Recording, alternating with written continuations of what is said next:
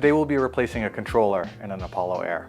The tools you'll need to complete this repair are a Phillips head screwdriver, 4mm Allen key, 3mm Allen key, electrical tape, and a pair of flush cutters. So the first thing we're going to need to do is obviously put your scooter upside down to let us access the inner cavity in the controller. In order to open it up, we're going to first need to remove the kickstand using a 3mm Allen key.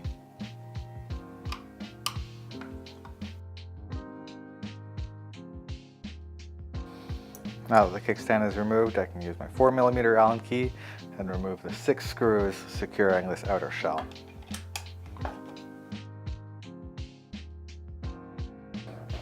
Now that the 6 screws are removed, I should be able to open this up. And I'm going to continue removing this inner plate with my 4mm Allen key. There are 1, 2, 3, 4, 5, 6, 7, 8 screws here.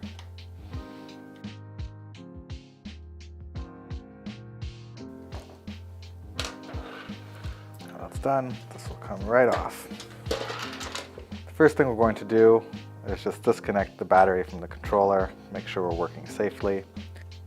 So we want to take our new controller, we want to kind of isolate the wires just so it's less of a jumbled mess of cables, and we can clearly see where each thing is going and the connectors for each one, and it looks a little bit more coherent, just like that. So I'm going to put that just beside here. And whenever I'm changing controller, especially if I'm changing controller for the first time, I like to do what I call a 1-for-1 swapping technique. So for every cable I'm disconnecting on the original controller, I'm going to plug it right into the new controller. That way I'm not able to mess up and confuse which wire goes where. It's a pretty foolproof system. So I'm going to take my cutters. And before I disconnect this, I'm going to find what cable this is. So this is coming from the center. It's 4 wires, white, black, red, and yellow. I'm going to find a similar cable on our new controller, right? So white, black, red, and yellow, 4 cables. It's in the center. This is the same. So I'm going to disconnect this and connect it into our new controller. I'm going to follow that process until every connector in this new controller is filled.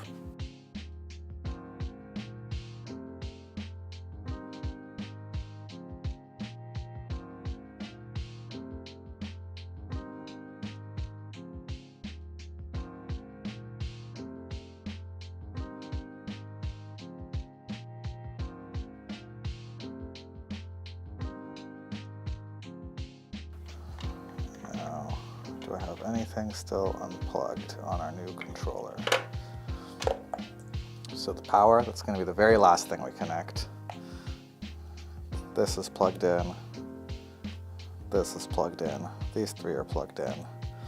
That's plugged in, and that's plugged in. So we're good.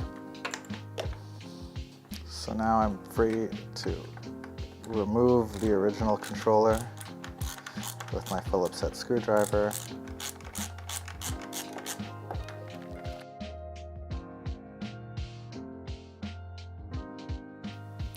Should lift up.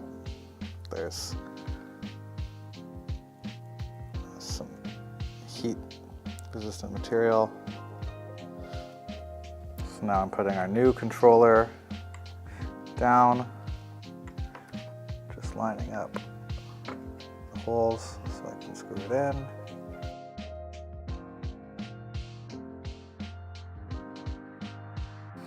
Next thing I'm going to do is recover all of these connectors that I may have cut off. These 3 phase wires, the green, yellow, and blue, you don't need to tape these. The silicone connectors on there are fantastic. Now all my wires are good.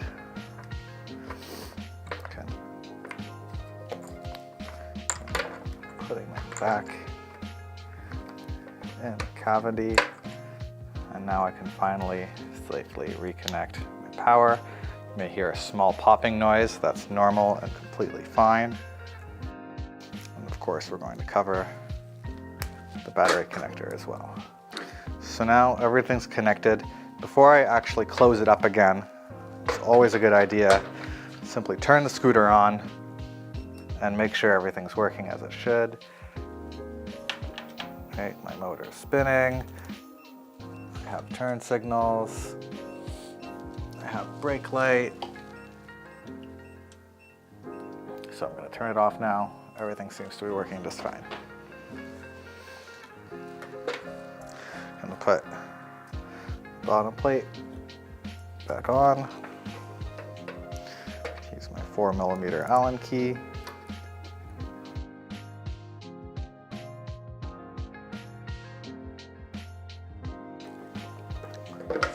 Great, now we can finish up by putting on the shell and the kickstand. When you put on the outer shell, you need to make sure that this charging port connector is out to the side and not over the top.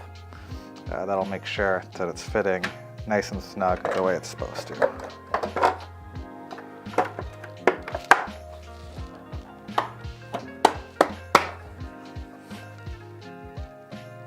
I'll continue with my 4mm Allen key.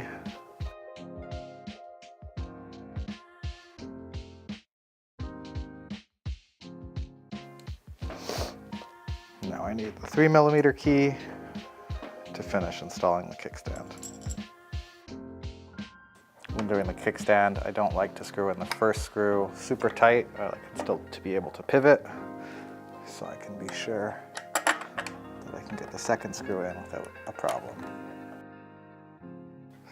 Nothing loose at the base, folds and fine.